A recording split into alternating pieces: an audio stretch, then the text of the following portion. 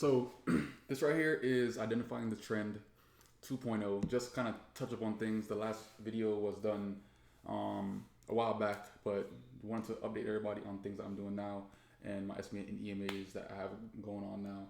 And actually, like really identifying the trend simply and easily before we get into everything else inside the course. Okay? Remember, everything's all about the concept. So once you guys understand this concept first, then we could go on with the other things inside the course without an issue. All right. So mainly, you have three directions inside of the main trend. We have uptrend, downtrend, and consolidation range.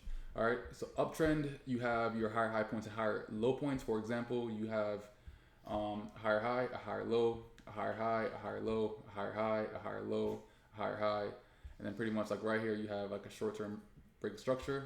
But at the end of the day, this area that looks like a major move of break of structure, it wasn't really being shown on the higher time frames. Wait.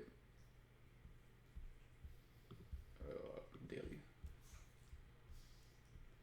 So all right here was literally just like a higher low point on the higher time frame. So like at the end of the day, like I wouldn't really count it as like a major break of structure, but at the end of the day, like it's still considered as a low point, which is just a higher low point on a daily time frame. All right, so at the end of the day, like you're always gonna have noise and everything based off of the lower time frames, but that's why if you have noise on lower time frames, just zoom out to higher time frames to pretty much clear up what's going on, like at a noisy area, so you can identify something a bit clearer. All right, so higher high points, higher low points on an uptrend, lower low points and lower high points on a downtrend, and I also actually use my estimated EMAs. So the estimated EMAs that I do use is the EMA 8 and SMA 18. To actually get these, we right click, go on insert indicator, and then I type in this moving,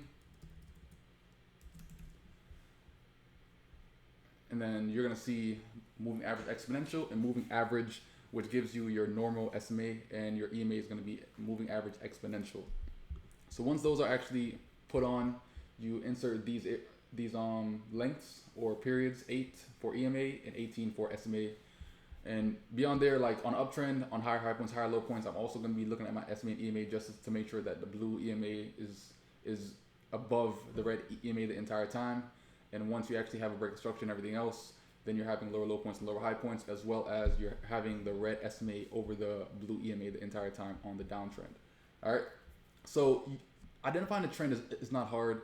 It's literally common sense. If a trend is going down, you're on a downtrend. If a trend is going up, you're on an uptrend. And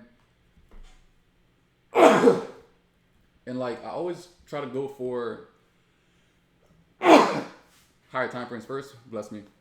I always try to go for higher time frames first because it kind of helps you clear up all the noise and everything that you might encounter on lower time frames. So if you have a noisy chart, go on a higher time frame just so you can see your overall trend a lot clearer. For example, this right here is the daily chart. You have your blue over the red, and you're in an overall uptrend. The market's making higher high, and like low points. So at the end of the day, like it's still on an overall uptrend. But on a bigger scale, such as the monthly chart and the weekly chart, you're in on just a consolidation range throughout this entire area. So a lot of this has to do with time frame correlation.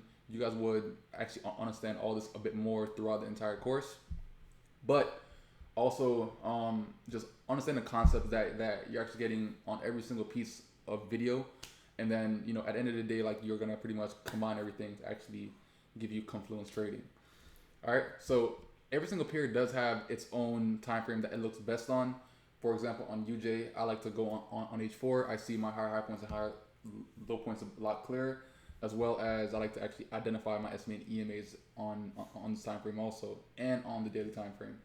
So red over blue, overall downtrend, as well as lower low points and lower high points, and on uptrend, higher high points and higher low points, as well as the blue over the red SMA. All right. So this right here is just a quick updated version of my previous video, which was identifying the trend 1.0. This right here is going to be 2.0, as well as the updated SMA and EMAs. So hopefully you guys gain some quick knowledge on that. And yeah, I'll see you guys on the other videos. Peace out.